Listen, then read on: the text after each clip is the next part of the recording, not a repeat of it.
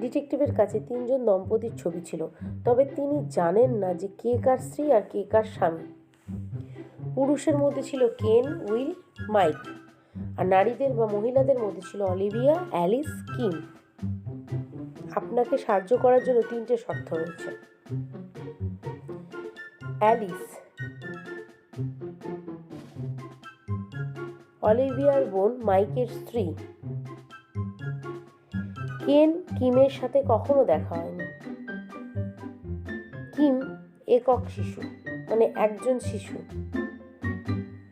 আপনি কি এই তিনটি শর্ত দেখতে পারবেন এবং অনুমান করতে পারবেন যে কিমের স্বামীকে? কেন,